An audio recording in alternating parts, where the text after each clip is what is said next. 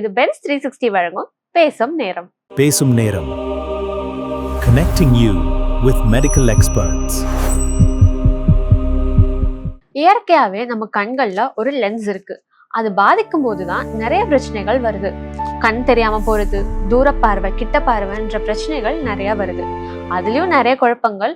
கண்ணாடி போடுறதா, இல்லைன்னா ஆர்டிபிஷியல் இந்த லென்ஸ் வச்சுக்கிறதா, இல்லைன்னா லேசர் ட்ரீட்மெண்ட் பண்ணிக்கிறதான்னு இந்த மாதிரி குழப்பங்களுக்கு தான் இன்னைக்கு விடை சொல்றதுக்கு நம்ம கூட டாக்டர் வந்திருக்காங்க. வாங்க கேட்டு தெரிஞ்சுக்கலாம். டாக்டர், இப்போ ஜென்ரலா இப்போ ஒரு பிறந்த குழந்தைக்கு ஒரு நார்மலா ஒரு ஐ பவர்னு சொல்லிட்டு இருக்கும். ஸோ அது நார்மலா என்ன ஒரு இதுல இருக்கணும் டாக்டர்? ஸோ ஒரு குழந்தை பிறக்குது அப்படின்னா ஜென்ரலாக பவர் ஒன்றுமே இல்லாமல் 0 பவரோட பிறக்காது. இப்போ நார்மலாக ஒரு சைல்டை செக் பண்ணுறீங்கன்னா அந்த சார்ட்டை படிக்க சொன்னால் 6 வரைக்கும் படிச்சுட்டாங்கன்னா அவங்களுக்கு பவரே இல்லை, 0 பவர்னு அர்த்தம். அதை இம்மெட்ரோபியா அப்படின்னு சொல்லுவோம். பட் யூஸ்வலாக ஒரு நியூ பார்ன் பேபிக்கு நீங்கள் செக் பண்ண முடியாது. பட் அதுக்கு சர்டன் டெக்னாலஜிஸ்லாம் இருக்குது எப்படி பண்ணணுன்ட்டு. அவங்களோட கண் எப்படி இருக்கும்னா கொஞ்சம் மினிமல் ப்ளஸ் பவரோடு இருக்கும். பட் அது அவங்க ஏஜுக்கு அது நார்மல் தான். ஸோ பிறக்கும் போது குழந்தைக்கு ஒரு ப்ளஸ் பவரோடு தான் பிறக்கும். அதுக்குன்னு சில லிமிட்ஸ் இருக்குது. இந்த ப்ளஸ் பவரோடு இருந்தால் இது நார்மல் அப்படின்னு சொல்லிட்டு. ஸோ அதுவே வளர தான் ஆஸ் அ சைல்ட் க்ரோஸ் அந்த கண்ணு லென்த்து, அந்த கர்வேச்சர் எல்லாம் கொஞ்சம் கொஞ்சமாக மாறும். அந்த மாதிரி மாறும்போது அந்த ப்ளஸ் பவர் கரெக்ட் ஆகிக்கும். ஸோ கரெக்டாகி அப்படியே 0 பவருக்கு நிற்கும். அதுதான் நேச்சுரலாக ஒரு நார்மல் பர்சனுக்கு நடக்கும். ஸோ அப்படியே கிராஜுவலாக வளர either the power minus power or plus பவர்னு ஷிஃப்ட் ஆகிடும். ஸோ ப்ளஸ் பவர் அப்படிங்கிறது பேர் ஹைப்பர்மெட்ரோபியான்னு சொல்லுவோம். மைனஸ் பவருங்கிறது மயோப்பியான்னு சொல்லுவோம். மைனஸ் பவர் இருக்கவங்களுக்கு தூரப்பார்வை கிளியராக தெரியாது, கிட்ட எல்லாம் நல்லா தெரியும். யூஸ்வலி ஒரு ஸ்கூலில் போய் பார்த்தீங்கன்னா நிறைய குழந்தைங்க கண்ணாடி போட்டிருப்பாங்க. ஜென்ரலாக அவங்க எல்லாருமே நோட் பண்ணி பார்த்தீங்கன்னா அவங்களுக்குலாம் மைனஸ் பவர் இருக்கும், போர்டு சரியாக தெரியாதுன்னு வந்திருப்பாங்க. ஸோ அவங்களுக்கு இருக்கிற ப்ராப்ளம் பேர் மயோப்பியான்னு சொல்லுவோம். அதுலேயே ஒரு பார்ட் ஆஃப் த சில்ட்ரனுக்கு பார்த்தீங்கன்னா ப்ளஸ் பவர் இருக்கும். அவங்களுக்கு தூர பார்வையிலும் கொஞ்சம் டல்லாக இருக்கும், கிட்ட பார்வையும் டல்லாக இருக்கும். அது ஒரு மாதிரி இன்டர்மீடியேட் மாதிரி. ஸோ எல்லா ஜோன்ஸுமே கொஞ்சம் மங்கலாக இருக்கும். ஸோ அது ஒரு டைப் ஆஃப் பவர். இப்போ நீங்க சொன்னீங்களா டாக்டர், பவர்ல பிளஸ் மைனஸ்லாம் இருக்குன்னு சொல்லிட்டு, அதையும் தாண்டி வேற ஏதாவது பவர்ஸ் இருக்கா டாக்டர்? கண்டிப்பா இருக்கு. ஸோ அதை தான் பிளஸ் பவர் மைனஸ் பவர். இன்னொரு பவர் பேர் சிலிண்டர் பவர்னு சொல்லுவோம். அது பேர் ஆஸ்டிக்மேட்டிசம் அப்படின்னு சொல்லுவோம். இப்போ நம்ம கருவெளி பார்த்தீங்கன்னா வெளியில பார்க்கறதுக்கு ஒரு ரவுண்ட் ஸ்ட்ரக்சர் இருக்கு. பட் அது ஆக்சுவலாக அது ஒரு கர்வ்டு ஸ்ட்ரக்சர், சரிங்களா? ஸோ அந்த கர்வேச்சர்ல பத்தி இப்போ ஒரு மவுண்டன் ஒரு ஹில்ல நீங்க அசியூம் பண்ணிக்கிட்டீங்கன்னா அதோட டாப் தூரத்துல இருந்து பார்க்கறதுக்கு ஜஸ்ட் அதோட ஷேப் இப்படி இருக்கு. பட் கிட்ட போய் பார்க்கும்போது அந்த ஷேப்லேயே அந்த டாப்ல எவ்வளோ கரடு முரடான திங்ஸ்லாம் இருக்குது. ஸோ அதே தான் ஒரு கருவெளி ஒரு கர்வேச்சராக இருந்தாலும் அதோட சர்ஃபேஸில் நிறைய மைக்ரோ ஸ்ட்ரக்சர்ஸ். இட்ஸ் ஆக்சுவலி எல்லாமே மைக்ரோமீட்டர் லெவலில் தான் நம்ம பேசுவோம் கருவெளியை பொறுத்த வரைக்கும். ஸோ அதோட சர்ஃபேஸில் எவ்வளோ அளவுக்கு இர்ரெகுலாரிட்டிஸ் இருக்கோ அதுக்கு ஏற்ற மாதிரி அந்த சிலிண்டர் பவர் வரும். ஸோ அது பேர் ஆஸ்டிக்மேட்டிசம் அப்படின்னு சொல்லுவோம். இந்த ஆஸ்டிக்மேட்டிசம் தனியாகவும் வரலாம் சில பேருக்கு. சில பேருக்கு அந்த ப்ளஸ் பவரோட ஆஸ்டிக்மேட்டிசம் வரலாம், சில பேருக்கு அந்த மைனஸ் பவரோட ஆஸ்டிக்மேட்டிசம் வரலாம். ஸோ அது மாதிரி காம்பினேஷன் ஆஃப் பவர்ஸ் கூட சில பேருக்கு இருக்கலாம். ஸோ இது ஒரு டைப் ஆஃப் ரிஃப்ராக்டிவ் எரர் அப்படின்னு சொல்லுவாங்க. இன்னொரு type of last type of refractive error கிட்ட பார்வை. நிறைய பேருக்கு 40 வயசான உடனே சின்ன எழுத்து பார்க்கறது கஷ்டமா இருக்கும். இதை தமிழில் வெள்ளெழுத்துன்னு சொல்லுவாங்க. ஸோ அது ரீடிங் ப்ராப்ளம். ஸோ ரீட் பண்ணும்போது மட்டும் அவங்க கிளாஸ் போட்டால் போதும். ஸோ ஜென்ரலாக பார்த்தீங்கன்னா இந்த பவரில் பார்த்தீங்கன்னா மைனஸ் பவர் இருக்குது, ப்ளஸ் பவர் இருக்குது, சிலிண்டர் பவர் இருக்குது, அப்புறம் கிட்ட பார்வை பவர் இருக்குது. இதுதான் காமனாக இருக்கிற ஜென்ரல் பவர்ஸ். டாக்டர், இப்போ பார்த்தீங்கன்னா ஜென்ரலாக எல்லாருமே இந்த ஆப்டிக்ஸ்லாம் போயிட்டு கம்ப்யூட்டரைஸ்ட் ஐ செக்அப்லாம் இருக்கு. ஸோ எல்லாருமே அந்த ஐ செக்அப் பண்ணிட்டு அதுக்கேற்ற மாதிரியான கிளாஸஸ்லாம் வாங்கி போட்டுக்கிறாங்க. ஆஸ் ஐ டாக்டரா நீங்க இதை எப்படி டாக்டர் பார்க்குறீங்க? ஓகே, இப்போ எல்லாருமே நோட் பண்ணியிருப்போம். ஒரு ஆப்டிக்கல் ஷாப்பில் பார்த்தீங்கன்னா வெளியில் போர்டு வச்சிருப்பாங்க, கம்ப்யூட்டரைஸ்ட் ஐ டெஸ்டிங், ஃப்ரீ ஐ டெஸ்டிங் இப்படிலாம் போட்டிருப்பாங்க. அதில் போய் டேரெக்டாக நம்ம ஐ டெஸ்ட் பண்ணிவிட்டு கண்ணாடி வாங்குறது இப்போ ஒரு கல்ச்சராக இருக்குது, சரிங்களா? பட் இது எல்லாருக்குமே 100% கரெக்டாக இருக்கும்னு நம்மளால் சொல்லிட முடியாது. சில பேருக்கு அது கரெக்டாக கூட அமையலாம். பட் யார் கரெக்டாக அமைஞ்சதுன்னு நம்மளால் கெஸ் பண்ண முடியாது. நீங்கள் லக்கியாக இருந்துச்சுன்னா அந்த டெஸ்ட்டில் நீங்கள் உங்களுக்கு கரெக்டான பவர் நீங்கள் ஹாப்பியாக இருக்கலாம். But it's not actually advisable. ஏன்னா நம்ம மருந்து விட்டு பார்க்கறது இல்லை, சரிங்களா? டேரெக்டாக ஒரு மிஷினில் அது ஒரு ரீடிங் கொடுக்கும். அப்புறம் அவங்கள அந்த சார்ட்டை படிக்க வச்சு அவங்க பவர் நோட் பண்ண அவங்களும் அந்த ட்ரையல் ஃப்ரேமில் லென்ஸ்லாம் போட்டு டெஸ்ட் பண்ணுறாங்க. இவங்களுக்கும் நம்ம ஒரு ஐ டாக்டர் கிட்ட போய் டெஸ்ட் பண்ணுறதுக்கும் என்ன டிஃபரன்ஸ்னா, நம்ம ஐ டாக்டர் கிட்ட போனோம்னா அவங்க கண்ணில் மருந்து விட்டு அந்த பவரை திருப்பியும் செகண்ட் டைம் கன்ஃபார்ம் பண்ணிட்டு அப்புறமா அவங்களுக்கு ப்ரிஸ்கிரிப்ஷன் தருவாங்க. ஸோ அண்ட் கண்ணுக்குள்ள வேற ஏதாவது ப்ராப்ளம் இருக்காங்கிறது நம்மளால ஆப்டிகல்ஸ்ல போய் செக் பண்ண முடியாது. ஒன்லி பவர் மட்டும் தான் அவங்க பார்க்குறாங்க. ஸோ நம்மளா அசியூம் பண்ணிக்க முடியாது நம்ம கண்ணு மற்றபடி நல்லா தான் இருக்குது, ஒன்லி பவர் மட்டும் தான் இருக்குது, நம்மளா எப்படி நம்ம அசியூம் பண்ணிக்க முடியும்? ஸோ ஒரு ஐ டாக்டர் கிட்ட போனாதான் இதை தவிர வேற ஏதாவது ப்ராப்ளம்ஸ் இருக்கா, அந்த பவர் வந்ததுக்கே வேற ஏதாவது காரணங்கள் இருக்கா, கருவெளியில் ஏதாவது ரொம்ப அப்நார்மல் ப்ராப்ளம்ஸ் ஏதாவது இருக்கலாம், இல்லாட்டி கண்ணில் மைல்டாக கேட்ராக்ட் கூட இருக்கலாம். இதெல்லாம் நம்ம ரூல் அவுட் பண்ணாமல் டேரெக்டாக கிளாஸ் மட்டும் எழுதி கொடுக்கறதுனால நம்ம நிறைய சேஞ்சஸை வந்து மிஸ் கூட பண்ணலாம். ஸோ வந்து சம்டைம்ஸ் ஐ ப்ரெஷர் ப்ராப்ளம் இருக்கலாம், குளோக்கோமான்னு சொல்லுவாங்க. அதெல்லாம் வந்து நம்ம ஆப்டிகல்ஸில் டெஸ்ட் பண்ண முடியாது. ஐ ப்ரெஷர் ப்ராப்ளம்ஸ் எஸ்பெஷலி ஒரு ஐ டாக்டர் கிட்ட போனீங்கன்னா மட்டும்தான் வந்து அதை கண்டுபிடிக்கவே முடியும். சரிங்களா? ஸோ இந்த மாதிரி நிறைய ப்ராப்ளம்ஸை வந்து நம்ம மிஸ் பண்ணிடலாம் டேரெக்டாக ஆப்டிகல்ஸில் போய் செக் பண்ணுறதுனால. ஸோ ஜென்ரலி அஸ் அன் ஆப்தால்மாலஜிஸ்ட் நாங்கள் அதை ரெக்கமெண்ட் பண்ண மாட்டோம். அதே மாதிரி டாக்டர், இப்போ வந்து நம்ம போய் ஸ்பெக்ஸ்லாம் வாங்குறோம் அப்படின்னா அவங்க கேட்குறாங்க இந்த ப்ராக்ரெசிவ் லென்ஸ்லாம் வந்து இது பண்ணுங்க அப்படின்னா என்ன டாக்டர் ப்ராக்ரெசிவ் லென்ஸ்னா? ஸோ ஒரு ஆப்டிகல்ஸில் போய் பார்த்தீங்கன்னா வந்து ஜென்ரலாக வந்து அவங்க நிறைய மாடல்ஸ் வச்சுருப்பாங்க. ஸோ இப்போ ப்ராக்ரெசிவ் கிளாஸ்னா என்ன அப்படின்னு கேட்குறீங்க. அதுக்கு ஃபஸ்ட்டு வந்து நம்ம சின்ன வெள்ளெழுத்து பற்றி பேசணும், ப்ரெஸ்பயோபியான்னு சொன்னோம் இல்லையா. ஸோ 40 years அண்ட் அபவ் வந்து எல்லாருக்குமே மோஸ்ட்லி வந்து ரீடிங் ப்ராப்ளம் வர ஆரம்பிச்சிடும். ஸோ அவங்களுக்கு வந்து ரீடிங் கிளாஸ் தேவைப்படும். ஸோ அந்த மாதிரி ரீடிங் கிளாஸ் போடுற சமயத்தில் வந்து அவங்க வந்து நீங்கள் போய் ஆப்டிகல்ஸில் கேட்கும்போது எதர் ரீடிங் கிளாஸ் இல்லாட்டி ப்ராக்ரெசிவ் கிளாஸ் இல்லாட்டி பைஃபோக்கல் கிளாஸ் அப்படின்னு சொல்லிட்டு இந்த மாதிரி மாடல்ஸ்லாம் இருக்கும். இதில் எது வேணும் அப்படின்னு சொல்லிட்டு உங்களுக்கு வந்து சஜஷன் கொடுப்பாங்க. Mostly they will push for progressive class.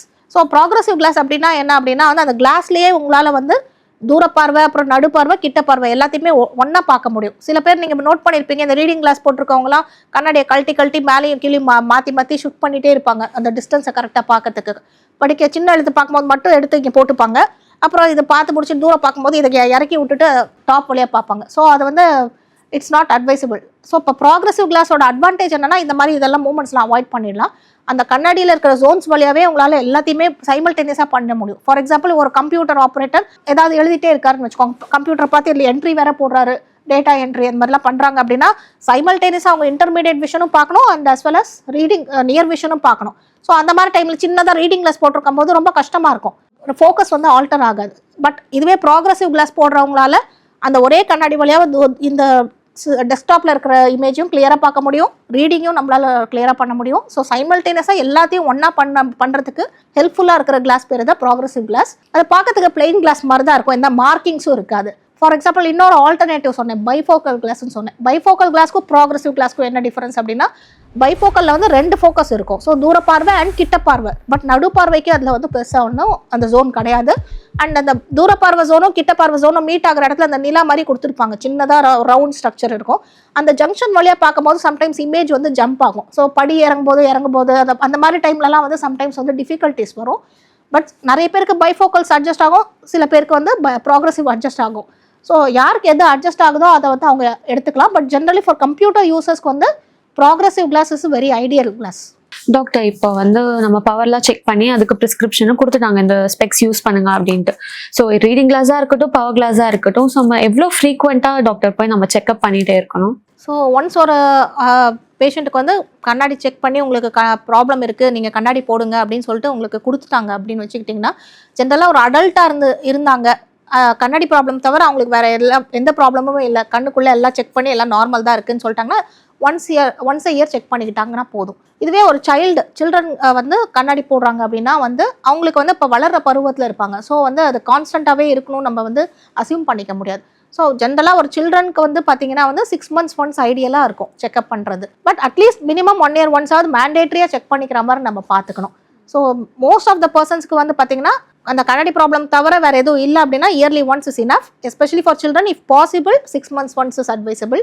But வேறு ஏதாவது ஐ ப்ராப்ளம் டிடெக்ட் பண்ணிட்டாங்க அதர் தான் கண்ணாடி ப்ராப்ளம் தவிர வேறு ஏதாவது கண்ணில் ப்ராப்ளம், ஃபார் எக்ஸாம்பிள் கிளாக்கோமா, இல்லாட்டி சுகர்னால டயபெட்டிக் சேஞ்சஸ், இல்லாட்டி கேட்ராக்ட் இருக்குது, இந்த மாதிரிலாம் அடிஷ்னலாக ப்ராப்ளம்ஸ் இருந்துச்சுன்னா அதுக்கு வந்து டாக்டரே சொல்லுவாங்க, ஃபியூ மந்த்ஸ்க்கு ஒரு தடவை, 3 months ஒரு தடவை வாங்க, 4 மாதம் இல்லாட்டி 6 மாதத்துக்கு ஒரு தடவை வாங்கன்னு சொல்லிடுவாங்க. ஸோ அது அப்படியே நம்ம ஃபாலோ பண்ணிக்க வேண்டியதாக இருக்கும். ஸோ அதே மாதிரி டாக்டர், இப்போ வந்து ஸ்பெக்ஸ் கொடுத்தாச்சு அவங்களுக்கு. ஸோ அதுக்கப்புறம் அவங்க யூஸ் பண்ணக்குள்ள லைக் அவங்களோட பவர் வந்து இன்க்ரீஸ் ஆக சான்சஸ் இருக்கா, இல்லை வந்து அது குறையறதுக்கான சான்சஸ் இருக்கா, இல்லை வந்து அவங்க ஸ்பெக்ஸ் வேர் பண்ணக்குள்ள த்ரூ அவுட்டாக வந்து அதை ஒரு ரேஞ்சுக்கு மெயின்டைன் பண்ண முடியுமா? அகைன் இப்போ ஃபார் எக்ஸாம்பிள் சில்ட்ரனாக இருந்தாங்கன்னா வந்து நீங்கள் கண்ணாடி கொடுத்துட்டீங்க, கண்ணாடி போட்ட உடனே பவர் குறைஞ்சி திருப்பி கண்ணாடி எடுத்துட முடியுமானா நோ. அதே மாதிரி பவர் இன்க்ரீஸ் ஆகுமானா it may increase because still the child is in the growing age. அதனால தான் 6 months ஒரு தடவை செக்அப் வந்தால் தான் நம்மளுக்கு தெரியும் பவர் ஏறுதா இல்லாட்டி ஸ்டேபிளாக இருக்கான்னு தெரியும். பட் கண்டிப்பாக மோஸ்ட்லி இறங்காது. அப்படியே இறங்குறது மீன்ஸ் ஒரு ஸ்லைட்டாக ப்ளஸ் ஆர் மைனஸ் இருக்கலாமே தவிர ரொம்ப டிராஸ்டிக்காக இறங்காது. பட் அடல்ட்டுக்கெல்லாம் பார்த்தீங்கன்னா மோஸ்ட்லி ஒரு 18 வயசு அண்ட் அபவ் வந்துச்சுன்னா பவர் 3/4 ஸ்டேபிள் ஆகிடும். அதுக்கு மேலே ரொம்ப ஏறத்துக்கு வாய்ப்பு கம்மி தான். சரிங்களா? ஸோ ஜென்ரலாக வந்து ஒரு கண்ணாடி போட்டாங்கன்னா வந்து பவர் வந்து அடல்ட்ஸாக இருந்தால் ஜென்ரலாக மெயின்டைன் ஆகும். அவங்களால கண்ணாடி இல்லாமலும் வந்து ரொம்ப கிளியராக பார்க்க முடியாது. ஸோ அடல்ட்ஸ்க்கு சொல்லவே வேணாம், அவங்க நேச்சுரலாகவே கண்ணாடி எடுத்து போட்டுப்பாங்க. சில்ட்ரனுக்கு தான் இதில் ப்ராப்ளம் வருது. அவங்க நம்ம கண்ணாடி அட்வைஸ் பண்ணாலும் because of some practical issues or sometimes parents itself will demotivate them. கண்ணாடி போடலைன்னா பரவாயில்ல, அவங்க வந்து அதோட இம்பார்ட்டன்ஸை புரிஞ்சுக்காம சைல்டு அப்படியே விட்டுருவாங்க. சரிங்களா? ஸோ அந்த மாதிரிலாம் இல்லாமல் ரெகுலராக வந்து கண்ணாடி போட அட்வைஸ் பண்ணணும். அண்ட் ரெகுலர் செக்கப்ஸ்க்கு வந்து கூட்டிகிட்டு வரணும். அப்போ தான் நம்மளால ஈஸியாக அசஸ் பண்ண முடியும், பவர் ஸ்டேபிளாக இருக்கா இல்லாட்டி பவர் இன்க்ரீஸ் ஆகி நம்ம இன்னும் கொஞ்சம் எக்ஸ்ட்ரா மெஷர்ஸ் ஏதாவது எடுக்கணுமான்னு நம்மளுக்கு அப்போ தான் தெரியும். டாக்டர், இப்போ ஜென்ரலாகவே நம்ம ஐ கலர் வந்து நம்ம பார்ப்போம், லைக் ப்ரௌனிஷ் பிளாக் கலரில் இருக்கும். ஸோ ரொம்ப ரேரஸ்ட் பீப்புளுக்குலாம் பார்த்தீங்கன்னா வந்துட்டு இந்த க்ரீன் கலரில், ப்ளூயிஷ், கிரேஷ் கலரில் தான் இருக்கும். ஸோ இந்த கலருக்காகவே நிறைய பேர் என்ன பண்ணுவாங்கன்னா இந்த ஆர்டிஃபிஷியல் லென்ஸ்லாம் வாங்கி வச்சுப்பாங்க. ஸோ அதை பற்றி கொஞ்சம் சொல்லுங்களேன் டாக்டர். ஸோ ஜென்ரலாக காண்டாக்ட் லென்சஸ் அப்படின்னு பார்த்தீங்கன்னா வந்து அது வந்து ஒரு ஆல்டர்னேட்டிவ் ஃபார் கிளாஸ். சில பேருக்கு கண்ணாடி போட பிடிக்காது, மைனஸ் பவர் ப்ளஸ் பவர் எது இருந்தாலும் சரி கண்ணாடி நம்ம அட்வைஸ் பண்ணுவோம். பட் அவங்களுக்கு வந்து கண்ணாடி போடுறதுல இஷ்டம் இருக்காது. Either mainly for cosmetic reasons or அவங்களுக்கு வந்து அன்கம்ஃபர்டபுளாக இருக்கும் கண்ணாடி போடுறது. ஸோ அவங்க வந்து வேறு ஏதாவது ஆல்டர்னேட்டிவ் இருக்கா அப்படின்னு கேட்டால் அடுத்த ஆப்ஷன் வந்து காண்டாக்ட் லென்ஸ் நாங்கள் அட்வைஸ் பண்ணுவோம். Contact lens mainly for correcting the power, either minus பவரோ ப்ளஸ் பவரோ எது இருந்தாலும் வந்து காண்டாக்ட் லென்ஸ் மூலமாக கரெக்ட் பண்ண முடியும். அதுக்குன்னு சில டைம் இருக்குது. மேக்ஸிமம் ஒரு 8 hours to 10 hours அவ்வளோதான் போட முடியும். ஆஃபீஸ் ஹவர்ஸ்ன்னு வச்சுக்கோங்களேன். ஸ்கூல் போகிற டைம் இல்லாட்டி காலேஜ் போகிற டைம் இல்லாட்டி ஆஃபீஸ் ஹவர்ஸில் காண்டாக்ட் லென்ஸ் போட்டுட்டு அப்புறம் வீட்டுக்கு வந்தவுடனே கண்ணாடிக்கு மாறிக்கணும். தூங்குற டைம் தவிர கண்ணில் வந்து ஏதாவது ஒன்று இருக்கணும், கண்ணாடியாவது காண்டாக்ட் லென்ஸ் ஏதாவது ஒன்று இருக்கணும். அப்போ தான் விஷன் கிளியராக இருக்கும். ஸோ இதுலேயே வந்து பார்த்தீங்கன்னா சில பேர் இன்னும் கொஞ்சம் ஸ்டைலிஷாக இருக்கணும் அப்படின்னு நினைக்கலாம். ஸோ அந்த மாதிரி இருக்கவங்களுக்கு இந்த பவர்லேயே இன்கார்பரேட் பண்ண கலர்ட் காண்டாக்ட் லென்சஸ் கூட இருக்குது. அந்த மாதிரியும் போகலாம். சரிங்களா? பட் இட்ஸ் நாட் வந்து அது வந்து டிஸ்அட்வான்டேஜ் அதுவும் பெருசாக ஒன்றும் கிடையாது. பட் கரெக்டாக அவங்க வந்து மெயின்டைன் பண்ணணும். Contact lenses mainly maintenance purpose தான் ரொம்ப இம்பார்ட்டன்ட். அதை ஹைஜீனிக்காக வச்சுக்கணும், அதை கரெக்டாக க்ளீன் பண்ணணும், அது கரெக்டாக அதுக்கு உண்டான சொல்யூஷனில் தான் க்ளீன் பண்ணணும், அது லென்ஸ் கேஸை வந்து க்ளீனாக வச்சுக்கணும். அது மாதிரி நிறைய திங்ஸை வந்து ஃபாலோ பண்ணணும். இல்லாட்டி அது மூலமாக இன்ஃபெக்ஷனோ அலர்ஜியோ கான்ட்ராக்ட் பண்ணுறதுக்கு வந்து சான்சஸ் வந்து ஜாஸ்தி. பட் அதுக்காக அதை வந்து நம்ம டிமோட்டிவேட்டிங்காக எடுத்துக்க முடியாது. ஜென்ரலாக வந்து நம்ம அதெல்லாம் அட்வைஸ் பண்ணி அவங்க கரெக்டாக ஃபாலோ பண்ணாங்கன்னா எந்த ப்ராப்ளமுமே இல்லாமல் 15-20 வருஷமாக காண்டாக்ட் லென்ஸ் யூஸ் பண்ணுறவங்களாம் நிறைய பேர் இருக்காங்க. So contact lens is in fact a very good option for treating the power. In fact கண்ணாடியை கம்பேர் பண்ணும்போது காண்டாக்ட் லென்ஸில் கொடுக்குற அந்த விஷன் கிளியரன்ஸ் வந்து ரொம்ப கிளியராக இருக்கும். கண்ணாடியில் வந்து பார்த்திங்கன்னா ஒரு சின்ன ரெஸ்ட்ரிக்டட் ஜோன் வழியாக தான் நம்மளால் பார்க்க முடியும். பட் காண்டாக்ட் லென்ஸ் வந்து கண்ணோட ஒட்டிகிட்டு இருக்கறனால நம்மளுக்கு எந்த இதுவும் இருக்காது, எந்த ரெஸ்ட்ரிக்ஷன்ஸும் இருக்காது. நம்மளால நார்மலாக இதுக்கு முன்னாடி கண்ணாடி போடுறதுக்கு முன்னாடி நம்ம நார்மல் விஷன் எவ்வளோ கிளியராகவும் நல்லா எல்லாத்தையும் கிளியராக பார்த்தோமோ அதே அளவுக்கு கிளியர்னஸ் வந்து காண்டாக்ட் லென்ஸால் கொடுக்க முடியும். பட் ஒன்லி திங் வந்து we have to make sure that அவங்க வந்து அதை கரெக்டாக மெயின்டைன் பண்ணுறாங்க, கரெக்டாக ஃபாலோ வராங்க அப்படிங்கிறது வந்து நம்ம அஷ்யூர் பண்ணணும். சில பேர் பார்த்தீங்கன்னா வந்து பவரே இருக்காது, ஒன்லி ஃபார் ஸ்டைலு இல்லாட்டி ஏதாவது ஒரு ஃபங்க்ஷன் அட்டன் பண்ணோம், அந்த மாதிரி ஏதாவது ஃபேஷன் ஷோ போகிறாங்க, அந்த மாதிரி பர்பஸ்க்காக மட்டும் காண்டாக்ட் லென்ஸ் வந்து கலர்டாக யூஸ் பண்ணுவாங்க. அதுவும் அட்வைசபிள் தான். பட் அது வந்து கரெக்டாக அவங்க மெயின்டைன் பண்ணிக்கணும். சேம் திங், அவங்களுக்கு ஆல்ரெடி காண்டாக்ட் லென்ஸ் எடுத்த உடனே எல்லாராலையும் போட்டுற முடியாது. ஃபர்ஸ்ட் டைம் போடும்போது காண்டாக்ட் லென்ஸ் போடும்போது ரொம்ப கண்ணு எரிச்சலாக இருக்கும், நம்மளுக்கு எப்படா அதை கழட்டுவோம், அந்த அன்கம்ஃபர்டபுள் ஃபீலிங் இருக்கும். ஆல்ரெடி அவங்க அதுக்கு யூஸ்டாக இருந்தாங்கன்னா ஒன்றும் பிரச்சனை இல்லை, அந்த பர்டிகுலர் டேல மட்டும் அவங்க போட்டுட்டு அதுக்கப்புறம் அதை டிஸ்கார்ட் பண்ணிடலாம். ஸோ அதை வந்து நம்ம கரெக்டாக எப்படி ஃபாலோ பண்ணுறாங்கிறத பொறுத்து தான் நம்ம அதை அட்வைஸ் பண்ண முடியும். டாக்டர், நீங்கள் இப்போ இவ்வளோ சொன்னீங்க. பட் இப்போ வந்து நிறைய பேருக்கு வந்து தோணும் எனக்கு வந்து காண்டாக்ட் லென்ஸும் வேண்டாம், ஸ்பெக்ஸும் வேண்டாம்லாம். ஸோ அதுக்கு ஆல்டர்னேட்டிவாக கண்ணுக்கு ஏதாவது ட்ரீட்மெண்ட்ஸ் இருக்கா டாக்டர்? கண்டிப்பாக இருக்குது. இப்போ பார்த்தீங்கன்னா சில பேருக்கு கண்ணாடி காண்டாக்ட் லென்ஸ் எல்லாம் யூஸ் பண்ணியிருப்பாங்க, ஒரு ஃபியூ இயர்ஸ் யூஸ் பண்ணியிருப்பாங்க. பட் அவங்களுக்கு வந்து ரொம்ப அன்கம்ஃபர்டபுளாக தான் இருந்திருக்கும், பிடிக்காது போடுறது. ஆர் எஸ்பெஷலி ஒரு காலேஜ் பிடிச்சிட்டு இந்த மேரேஜ் ஆகிறதுக்கு ஜஸ்ட் முன்னாடி வந்து அவங்க வந்து இந்த ரெண்டுமே இல்லாமல் நான் இண்டிபெண்ட்டாக இருக்கணும்னு நினைக்கிற மாதிரி நிறைய பேர் இருப்பாங்க. எஸ்பெஷலி அந்த மாதிரி மேரேஜபிள் ஏஜ் குரூப்ஸில் இருக்கவங்க தான் அது மாதிரி வருவாங்க. ஸோ அவங்களுக்கு பெஸ்ட் சொல்யூஷன் பார்த்தீங்கன்னா லேசர் சிகிச்சை தான். லேசருங்கிறது ஒரு ப்ராட் டேர்ம், அதுக்குள்ளே நிறைய டெக்னாலஜிஸ் இருக்குது. எல்லாருக்குமே எல்லாமே அப்ளை பண்ணிட முடியாது. அதுக்கு தான் ஃபஸ்ட்டு நம்ம ஒரு எவாலுவேஷன் பண்ணணும், பண்ணிவிட்டு இண்டிவிஜுவலைஸ்டாக நம்ம பார்க்கணும். இன்ஃபேக்ட் ஒரு ஆளுக்கு 2 கண்ணுமே கூட ஈக்குவலாக சிமிலராக இருக்காது. ஒரு கண்ணில் ஒரு பவர் இருக்கும், இன்னொரு கண்ணில் இன்னொரு பவர் இருக்கும். ஒரு கண்ணுக்கு ஒரு டைப் ஆஃப் டெக்னாலஜி தேவைப்படும், இன்னொரு கண்ணுக்கு இன்னொரு டைப் ஆஃப் டெக்னாலஜி. அந்த மாதிரி ஒரு ஆளுக்கே இவ்வளோ டிஃப்ரென்ஸ் இருக்கிறதுக்கு வாய்ப்பு இருக்குது. ஸோ அதை வந்து எவாலுவேட் பண்ணிவிட்டு நம்ம அந்த இண்டிவிஜுவலுக்கு என்ன கரெக்டாக பொருந்துமோ அதை நம்ம வந்து பார்த்துட்டு தான் கொடுக்கணும். ஸோ லேசரில் பார்த்தீங்கன்னா வந்து என்ன நடக்கும் பேசிக்காக அப்படின்னா வந்து லேசர் ரேஸ் மூலமாக கருவிலியை வந்து நம்ம ஷேப்பை வந்து ஆல்டர் பண்ணுறோம். அவங்க பவருக்கு ஏற்ற மாதிரி நம்ம வந்து மிஷினே வந்து ஆல்டர் பண்ணோம். ஸோ அதுக்கு இப்போ ஃபார் எக்ஸாம்பிள் -3 -4 அப்படிங்கிற இதுக்கு ஏற்ற மாதிரி மிஷினில் செட் பண்ணிட்டோன்னா அதுக்கேற்ற அளவுக்கு அந்த லேசர் கொடுத்து கருவிலையை வந்து ரீஷேப் பண்ணிடும். ஸோ அது வந்து ப்ராடாக வந்து இந்த லேசர் பற்றி ஒரு ப்ராட் டேர்ம் நம்ம சொல்கிறது. இதுலேயே இன்னும் அட்வான்ஸ்டு ட்ரீட்மெண்ட்ஸ்லாம் இருக்குது. மேலே டாப் சர்ஃபேஸ் அப்படியே வச்சுட்டு கருவிலையில் பேசிக்காக ஒரு 5 லேயர்ஸ் இருக்குது. ஸோ அதில் வந்து இன்டர்மீடியட் லேயரில் மட்டும் வந்து லேசரை செலுத்தி அந்த இன்டர்மீடியட் லேயரை மட்டும் உருவி எடுத்துட்டு டாப் லேயர் அப்படியே வைக்கிறது, அது பேர் ஸ்மைல் சிகிச்சைன்னு சொல்லுவோம். ஸ்மைல் அந்த மாதிரி லேட்டஸ்ட் டெக்னாலஜிஸ் கூட இருக்குது. அதெல்லாம் வந்து இப்போ இருக்கிற ரீசெண்ட் அட்வான்சஸ். பட் அதுலேயும் நல்ல ரிசல்ட்ஸ்லாம் கொடுக்குது. முன்னாடியெல்லாம் வந்து பார்த்தீங்கன்னா கருவலி ஒரு ஃபியூ திக்னஸ் இருந்தால் தான் பண்ண முடியும், இல்லாட்டி உங்களுக்கு பண்ணவே முடியாது, போயிட்டு வாங்கன்னு சொல்லி அமுச்சு விட்ருவாங்க. இப்போல்லாம் அப்படி கிடையாது. இந்த மாதிரி லேட்டஸ்ட் டெக்னாலஜிஸ் வந்ததுனால கொஞ்சம் ஓரளவு தின் கார்னியாஸாக இருந்தால் கூட இந்த லேட்டஸ்ட் டெக்னாலஜிஸ் மூலமாக நம்மளுக்கு அவங்களுக்கு பவர் கரெக்ஷன் கொடுக்க முடியும். லேசர் மூலமாக சுத்தமாக பண்ணவே முடியாதுங்கிற இருக்கவங்களுக்கு வந்து அந்த ஐபிசிஎல் அப்படிங்கிற ஒரு சிகிச்சை இருக்குது. இதில் என்னன்னா காண்டாக்ட் லென்ஸ் வந்து ஜென்ரலாக நம்ம கண்ணுக்கு வெளியில் போடுவோம் இல்லையா. ஸோ இதில் வந்து அதே மாதிரி காண்டாக்ட் லென்ஸ் மாதிரி ஒரு சின்ன டிவைஸை வந்து கண்ணுக்குள்ளேயே இன்சர்ட் பண்ணிடுவோம். ஸோ அது வந்து பார்த்தீங்கன்னா கண்ணுக்குள்ளேயே இருக்கும். நீங்கள் டெய்லி எடுத்து போடுற ப்ராப்ளம்ஸ்லாம் இருக்காது. பார்வை நல்லா கிளியராக இருக்கும். ஒரு ஃபியூ இயர்ஸ்க்கு அப்புறம் ஃபார் எக்ஸாம்பிள் அதாவது உங்களுக்கு ஒரு கேட்ராக்ட் வர ஏஜ் குரூப் வந்துருச்சு, 50 வயசுக்கு மேலே ஆயிடுச்சு, கேட்ராக்டும் ஸ்லைட்டாக ஃபார்ம் ஆயிடுச்சு அப்படிங்கிற பட்சத்தில் அந்த லென்ஸையும் நம்மளால ரிமூவ் பண்ண முடியும். அதை சர்ஜரி மூலமாக அதை ரிமூவ் பண்ணிட்டு கேட்ராக்ட் சர்ஜரி பண்ண முடியும். So it's almost like reversible procedure. But laser அப்படி கிடையாது. ஒன்ஸ் உங்கள் கருவலியை வந்து ரீஷேப் பண்ணிட்டாங்கன்னா அது பண்ணது தான். உங்கள் லைஃபுக்கும் கருவலி திருப்பி நார்மல் ஷேப்புக்கு வராது. It's not abnormal actually. உங்கள் பவரை வந்து கரெக்ட் பண்ணுற அளவுக்கு அதை ரீஷேப் பண்ணியிருக்கும். பட் அது வந்து ரிவர்ஸ் பண்ண முடியாது உங்களால். பட் இந்த ஐபிசிஎல் சிகிச்சையில் வந்து உங்களால் அந்த லென்ஸை எடுத்துட முடியும். ஃபியூச்சரில் உங்களுக்கு கேட்ராக்ட் வந்து அது ஒன்று தான் அதோட மேஜர் டிஃப்ரென்ஸ்.